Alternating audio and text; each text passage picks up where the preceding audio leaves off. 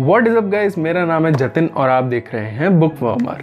आज की इस वीडियो में हम देखने वाले हैं इस प्यारी सी बुक का रिव्यू जिसका नाम है प्रिया टू दी हिमालयाज और इस बुक को लिखा है यशवंत वर्धन विलोरी ने। तो इसी बुक के बारे में डिस्कस करेंगे, कैसी है बुक और कैसी है इसकी स्टोरी। लेकिन उससे पहले अगर आपने चैनल को सब्सक्राइब नहीं करा है तो नीचे जाकर चैनल को सब्सक्राइब कर देना, और अगर आप देख रहे हैं ये वीडियो इंस्टाग्राम पर तो मुझे कर देना इंस्टाग्राम पर फॉलो बुक वार्मर जतिन पर। तो जल्दी से इस बुक का रिव्यू स्टार्ट करते हैं।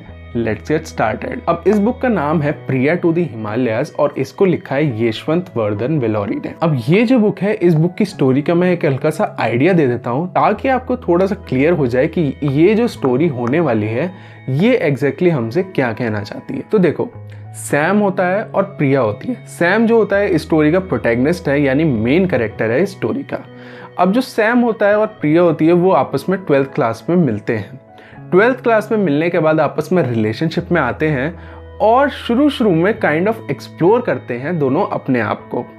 एक्सप्लोर करने के बाद अब धीरे धीरे पता चलता है कि जो प्रिया होती है वो भी उसकी तरफ काफ़ी पैशनेट है, और सैम जो है वो तो खैर पैशनेट है ही क्योंकि उसने सबसे पहले अप्रोच करा था प्रिया की तरफ। अब धीरे धीरे आपस में बातचीत होती है, दोनों की आपस में चीज़ें शेयर होती हैं, लाइफ के एक्सपीरियंसेस शेयर होते हैं और बहुत तरह की चीज़ें आपस में एक्सपीरियंस करने को मिलती हैं उन दोनों को। अब इतने में क्या पता लगता है कि जो प्रिया होती है वो सैम को बहुत कम टाइम दे पा रही है, क्योंकि प्रिया का जो सपना होता है वो होता है एक अच्छा बैडमिंटन प्लेयर बनने का। अब इसके लिए वो क्या करती है, बैडमिंटन प्रैक्टिस करने जाती है, क्लासेस लेने जाती है, पढ़ाई भी करती है, बाकी सब चीज़ें भी करती है। तो इसके बीच में सैम जो होता है वो अपने आप को एक मिसिंग समझता है, एक लेफ्ट आउट समझने लगता है।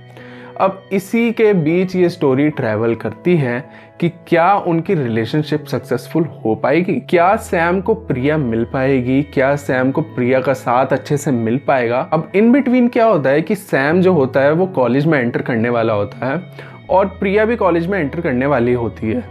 तो सैम को कौन सा कॉलेज लेना चाहिए, क्या जो प्रिया ले रही है वो कॉलेज लेना चाहिए या फिर अपनी पसंद से कोई कॉलेज लेना चाहिए। अब देखो, इन बिटवीन बहुत एक अच्छा सा इंसिडेंट होता है, मैं आपको बताता हूँ कि सैम जो होता है उसका एडमिशन हो जाता है गीतम यूनिवर्सिटी में, यानी उसके पापा ने उसका एडमिशन करा दिया है गीतम यूनिवर्सिटी में। अब वो बहुत खुश है और प्रिया को जाकर बताता है कि देखो मेरा एडमिशन हो गया है गीतम यूनिवर्सिटी में, अब हम दोनों साथ साथ रहेंगे, कोई टेंशन नहीं होने की, और हम दोनों एक साथ बहुत ज़्यादा टाइम स्पेंड कर पाएंगे। अब इसमें क्या होता है कि प्रिया कहती है नहीं, मेरे पापा जो जिद कर रहे हैं वो कर रहे हैं आंध्रा यूनिवर्सिटी की। अब सैम को लगता है कि अगर मैं आंध्रा यूनिवर्सिटी में नहीं कराऊंगा और गीतम यूनिवर्सिटी में ही रह जाऊंगा तो मैं लेफ्ट आउट हो जाऊंगा, मतलब इतना टाइम नहीं मिलता, क्योंकि वैसे ही इतना टाइम नहीं मिलता, अब और टाइम नहीं मिलेगा तो फिर बात हमारी और कम हो जाएगी और कहीं ये रिलेशनशिप ख़त्म ना हो जाए। खैर, वो अपने पापा के पास जाता है और वहाँ पर कहता है पापा मेरा एडमिशन करा दो आंध्रा यूनिवर्सिटी में।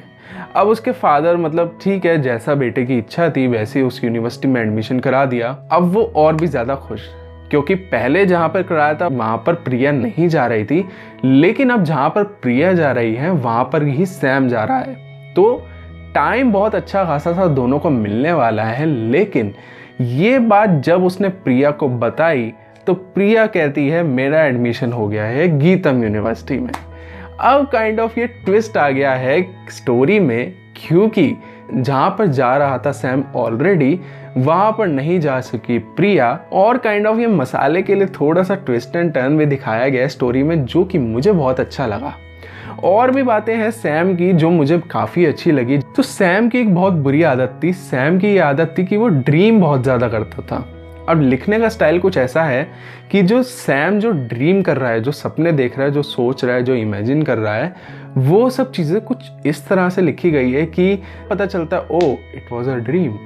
तो वो काइंड ऑफ वहाँ पर दिल टूट जाता है, क्योंकि उस ड्रीम में इतनी सारी अच्छी अच्छी चीज़ें हो जाती हैं और पता लगता है कि बाद में ये तो ड्रीम था। बहुत ही अच्छी सी बुक लिखी गई है। 12th क्लास के एक बचपने को भी दिखाया गया है कि जब हम थोड़े से टीन एज में होते हैं तब कैसे हमें हर चीज़ की फिक्र होती है, हर चीज़ में मतलब एक लगता है कि हाँ पॉजेसिव होते हैं, थोड़े थोड़े केयरिंग होते हैं, बहुत ज़्यादा अपने पार्टनर की तरफ रिफ्लेक्टिव होते हैं। ज़रा सा कुछ हो जाए तब हम जैसे मतलब उछल पड़ते हैं, ऐसे मचलते हैं अपने पार्टनर के लिए।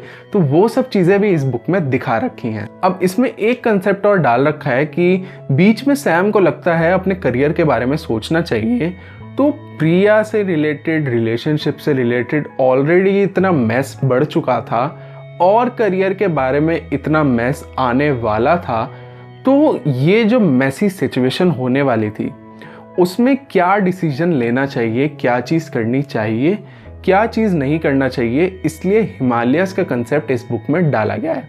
स्टोरी जो शुरू होती है वो शुरू होती है ट्रेन से, जो ट्रेन जा रही है दिल्ली स्टेशन तक। अब वहाँ पर एक जय नाम का बंदा मिलता है जिसको सैम अपनी स्टोरी सुना रहा होता है। तो वहाँ से स्टोरी स्टार्ट होती है और एंड होती है वापस उसी जगह पर, यानी वो बैग पैक करता है और जा रहा होता है दिल्ली स्टेशन पर।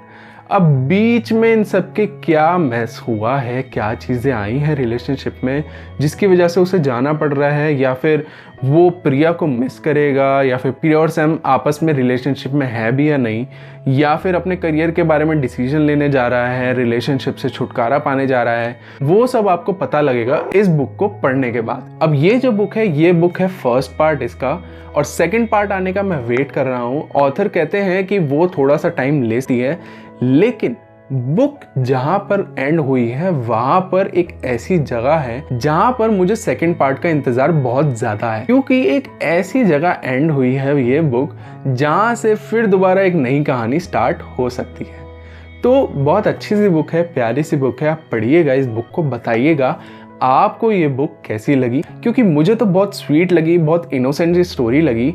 और हाँ, एक चीज़ और बता दूँ, ये जो बुक पढ़ी है मैंने, मतलब ये देखकर नहीं पढ़ी कि इसमें इंग्लिश कैसी है।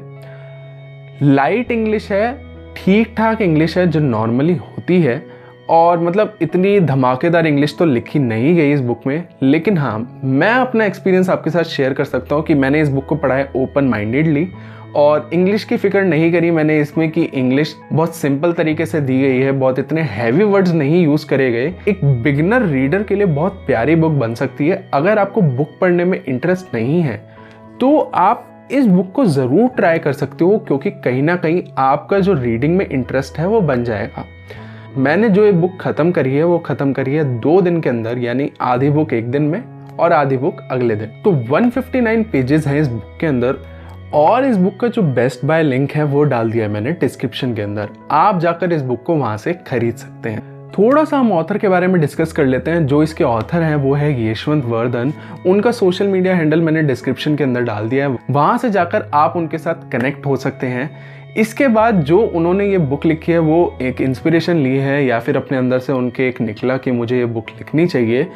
क्या हुआ कि उन्होंने एक बुक पढ़ी, this love feels right, Ravinder Singh की ये बुक है, और उन्होंने जब ये बुक पढ़ी तो काइंड ऑफ उन्हें एक हैबिट लगी रीडिंग की, और उन्होंने उसके बाद बहुत सारी बुक्स पढ़ी, बहुत सारा एक्सपीरियंस गेन करा बुक्स पढ़ने का, और उनकी हैबिट लग गई रीडिंग के अंदर। कुछ टाइम बाद उनको ऐसा लगा कि why not to write my own book and experience writing and experience how to write a book, what circumstances I face when I write a book, so he feels like writing a book. और उन्होंने फिर लिखी ये book Priya to the Himalayas, उसको publish करा, अपने दोस्तों से हेल्प वगैरह ली, और उन्होंने ये बुक लिख दी।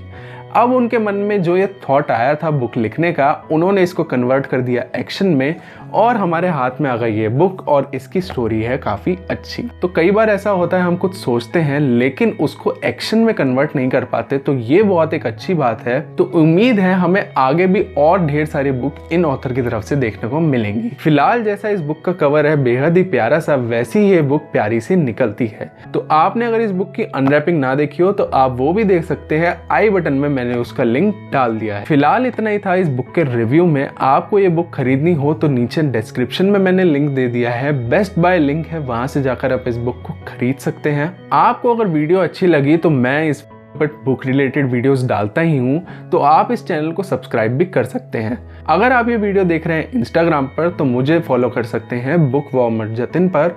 अगर आपको ये वीडियो अच्छी लगी तो वीडियो को लाइक कर सकते हो, अच्छी नहीं लगी तो वीडियो को डिसलाइक भी कर सकते हो। नीचे कमेंट करके बता सकते हो कि आपको इस वीडियो में क्या अच्छा लगा और क्या अच्छा नहीं लगा। अपने दोस्तों के साथ इस वीडियो को शेयर भी कर सकते हो। मैं मिलता हूं आपको एक अगली वीडियो में। Till then take care guys, happy book warming.